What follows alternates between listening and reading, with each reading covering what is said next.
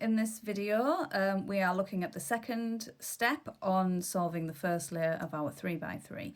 We've just finished the white cross and matching it to the centres in our last video, and in this one we will be looking at getting the 4 white corners into the correct position. For this we first need to locate where our white corner pieces are. I have one right here. Now it's important when we're putting these into position that we match also the colours on the side as well. So you can see here this white piece also has orange and blue. If I was to put it into this corner here in between the red and green, you would find that it doesn't match, and the colours do need to line up for the puzzle to be solved. So we're going to take this piece and we're going to move it around the cube until we are in between the orange and blue. At this stage we need to think about where the white part of this corner is. We need it looking directly at us. We call this part of the cube the front face because it is facing the front, and we're going to insert down into here. Now the temptation is to just go, I need that one down there, so that's fine, but what we've actually done is taken out the final piece of our cross, which doesn't work.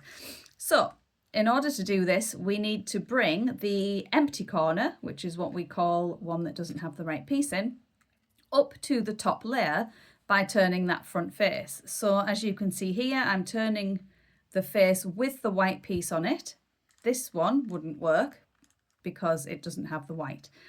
We turn the front face to bring the empty corner up to the top layer, and then we slide the top across, which lines these up with the correct pieces, and then we put this back down to the bottom, which has inserted our corner piece in the right way around.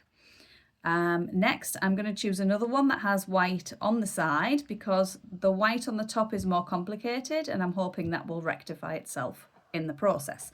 Now this one we have orange and green. It's next to orange, but also blue. So this is not the correct position for it. We need to rotate it around so that it's in between the orange and the green.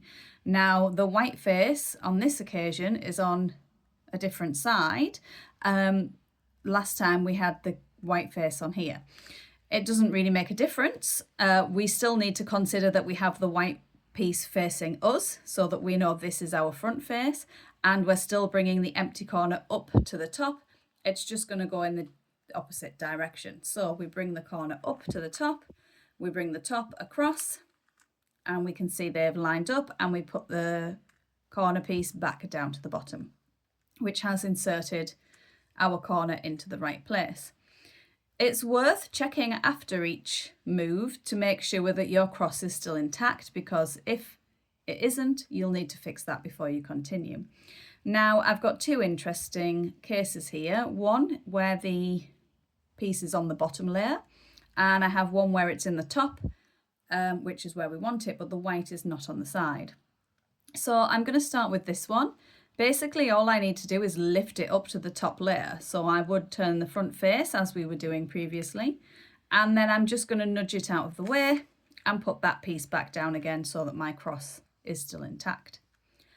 Now that I have this the right way around, I can line it up with the correct colours. We have red and blue, so I'm going to take it in between the red and blue centres, and then we're going to bring the corner up by turning the front face, bring the top across, you can see they've lined up, and then put the corner back down again, which thankfully has done what I hoped it would and turned this piece around so that white is now on the side where we like it.